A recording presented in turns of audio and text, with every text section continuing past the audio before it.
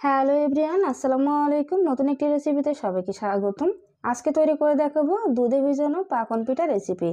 পাকন পিঠা তো বিভিন্নভাবে তৈরি করা হয়। একবার বাদাম দিয়ে এইভাবে পাকন পিঠা তৈরি করে কাউকে খাওয়ালে স্বাদই ভুলতে পারবে না, এতটাই মজার হয়ে থাকে।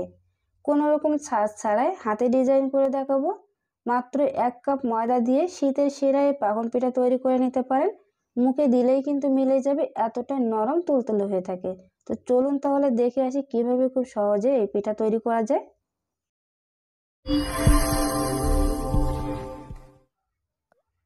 চুলায় একটি প্যান বসিয়ে চুলাটা অন করে দিয়ে 1 কাপ পরিমাণ পানি দিয়ে দিলাম আর 1 চিমটি পরিমাণ দিয়ে দিলাম লবণ। পানিতে বলক চলে আসলে দিয়ে দিব 1 কাপ পরিমাণ ময়দা। আমি হাফ কাপের যে পাত্র থাকে সেটা দিয়ে দুইবার দিয়ে দিলাম, হাফ কাপ করে 1 কাপ। এখন খুব ভালোভাবে মিশিয়ে নিব। আপনারা চাইলে কিন্তু চালের গুঁড়া বা ময়দা দিয়েও করতে পারেন, চাইলে আটা দিয়েও করা যাবে, তবে ময়দা দিয়ে করলে কিন্তু নরম হয় বেশি। তো ময়দাটা খুব ভালোভাবে এভাবে করে মাখিয়ে নিলাম। এখন চুলাটা অফ করে দিয়ে এভাবে রেখে দিব 5 মিনিটের জন্য। তো যখন কিছুটা ঠান্ডা হয়ে যাবে খুব ভালোভাবে এটাকে হাত দিয়ে আমি মথে নিব। গরম থাকা অবস্থায় কিন্তু খুব ভালোভাবে মথে নিতে হবে। তো দেখুন ডোটা কিন্তু এরকম সফট হবে, খুব বেশি কিন্তু টাইট ফিট শক্ত ডো হবে না, এরকম একটু নরম হবে। এখন আমাদের লাগবে ডিম। আমি একটা ডিম ফাটিয়ে নিব। যেহেতু আমি 1 কাপ পরিমাণ ময়দা দিয়ে এই রেসিপিটা করব, এই জন্য কিন্তু পুরো ডিমটা লাগবে না। আমি ডিমটাকে ফেটিয়ে এভাবে করে একটু চামচ দিয়ে ফেটিয়ে নিলাম। এখান থেকে আমি অর্ধেকটা পরিমাণ ডিমটা দিয়ে দিব। পুরাটাই দিলে কিন্তু একদমই নরম হয়ে যাবে, সেক্ষেত্রে কিন্তু শেপ দেওয়া যাবে না, তাই আমি এখানে অর্ধেকটা পরিমাণ দিয়ে দিলাম ডিমের যে কুসুম এবং যে সাদা অংশ সব মিলিয়ে। এখন খুব ভালোভাবে আবারও মাখিয়ে নিব। এই পর্যায়ে আমি হাফ টেবিল চামচের মতো ঘি দিয়ে দিব। ঘিটা দিলে কিন্তু আর হাতে লাগবে না, একদমই সুন্দর একটা শেপে আসবে, এজন্য কিন্তু অবশ্যই ঘিটা দিতে হবে। হাতের কাছে যদি ঘিটা না থাকে তাহলে বাটার দিতে পারেন, আর তাও যদি না থাকে সেক্ষেত্রে 1 টেবিল চামচের মতো তেল দিলে হবে। এখন আবারও আমি মোট 5 মিনিট এটাকে খুব ভালোভাবে এভাবে মথে নিব। ডোটা যতটাই সুন্দরভাবে মথে নেবেন ততটাই কিন্তু পিঠাটার সুন্দর শেপটা আসবে এবং একদমই কিন্তু ফ্লাফি হবে, মানে নরম তুলতুলে হবে, আর ভাজার সময় কিন্তু এটা ফেটে যাবে না। তাই এই কাজটা কিন্তু অবশ্যই একটু সময় নিয়ে ধৈর্য নিয়ে করে নিতে হবে। তো এই তো খুব সুন্দরভাবে আমি এটাকে মথে নিলাম, আর দেখুন এখন কিন্তু আর হাতে লাগবে না। তো হাতটা পরিষ্কার করে নিলাম। এখন আমি গোল আকৃতির শেপ করে নিব। আপনারা চাইলে কিন্তু যে কোনো শেপে তৈরি করে নিতে পারেন। আমি আজকে একদমই সহজভাবে তৈরি করে দেখাচ্ছি, এটা যে কেউ পারবে। খুবই সহজ একটা ডিজাইন। চাকু দিয়ে বা যে চামচ থাকে বা সেই চামচ দিয়ে বা টুথপিক দিয়ে কিন্তু আপনারা ডিজাইনটা করে নিতে পারেন। তো খুব মসৃণভাবে আমি ডোটা করে নিলাম গোলাকৃতির করে। চাইলে এভাবে হাতের তালুতে নিয়ে এভাবে করে গোল করে তারপর শেপটা দিতে পারেন। এই যে এরকম একটা গোল শেপ দিয়ে তারপর আমি মাঝ বরাবর একটু এভাবে ছিদ্র করে নিব। এটা দেওয়ার কারণ হলো পিঠাগুলো যখন ভাজবো তখন দুই সাইড দিয়ে কিন্তু এরকম সুন্দর থাকবে, কোনো রকম শেপটা নষ্ট হবে না। আর যদি ছিদ্রটা না করেন সেক্ষেত্রে দেখবেন যে এক সাইড দিয়ে ফুলে কেমন যেন হয়ে যায়, শেপটা নষ্ট হয়ে যায়। তো আমি এখানে স্টিলের একটা চামচ নিয়েছি, তারপর এভাবে করে একটু দাগ টেনে নিব।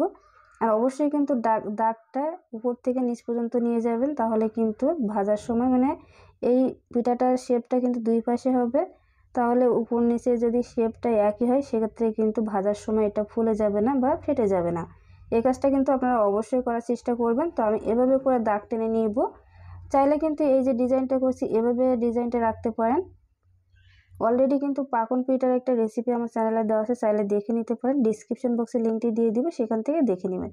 তো প্রথমে আমি এরকম মোটা মোটা একটা দাগ কেটে নিলাম, তারপর এই যে এর ভিতর দিয়ে আবারও একটা দাগ টেনে নিব এভাবে।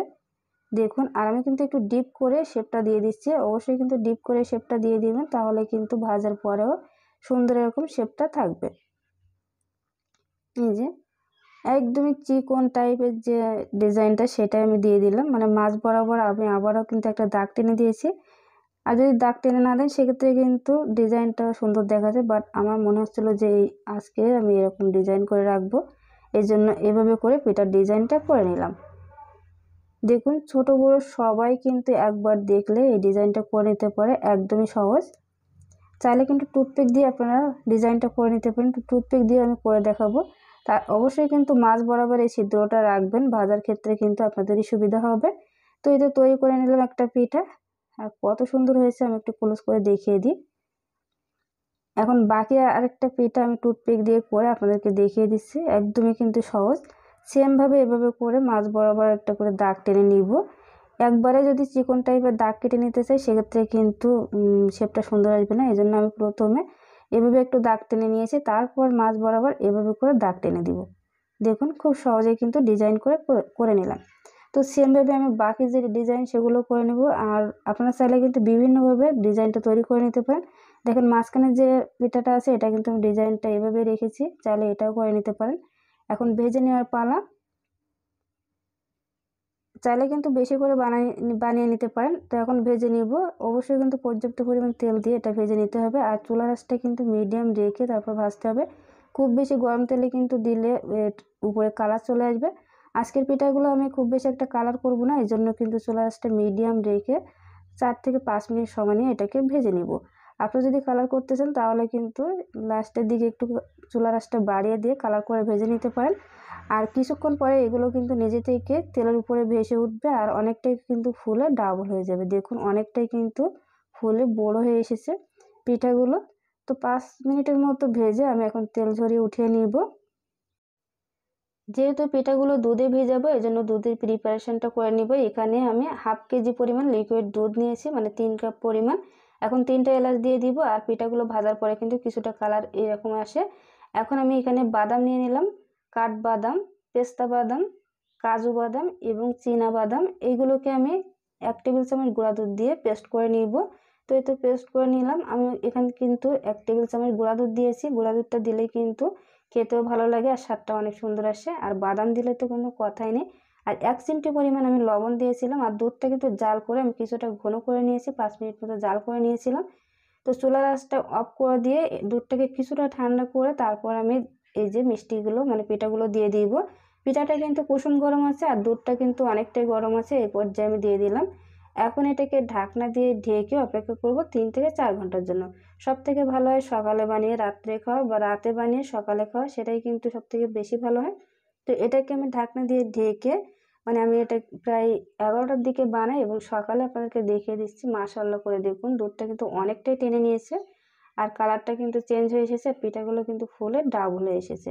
তো এখন আমি একটা পাত্রে নামিয়ে দেখাচ্ছি। একদমই যে রসমালাইয়ের যে রসটা আর যে স্বাদটা ঠিক সেরকমই কিন্তু স্বাদ থেকে এই যে পিঠার যে দুধটা আছে এই দুধটা। আপনারা কিন্তু চাইলে এই শীতে অবশ্যই অতিথি আপ্যায়নে বা বাসায় ফ্যামিলিদের জন্য এই পিঠাটা তৈরি করে নিতে পারেন। তৈরি করা কিন্তু একদমই সহজ, অল্প সময়ে অল্প উপকরণে তৈরি করা যায়। তো একটা পিঠা কেটে আপনাদেরকে একটু দেখিয়ে দিই যে কতটা নরম হয়েছে। আপনারা কাটা দেখে হয়তো বুঝতে পারছেন যে পিঠাগুলো কতটা নরম হয়েছে। আর চাইলে কিন্তু এটা তৈরি করে আপনারা ফ্রিজে রেখে দিতে পারেন 1 সপ্তাহের জন্য, একদমই কিন্তু নষ্ট হবে না। তো আজকের এই রেসিপিটি কেমন হয়েছে অবশ্যই কিন্তু কমেন্ট সেকশনে জানাবেন। দেখা হবে পরবর্তী ভিডিওতে। আসসালামু আলাইকুম।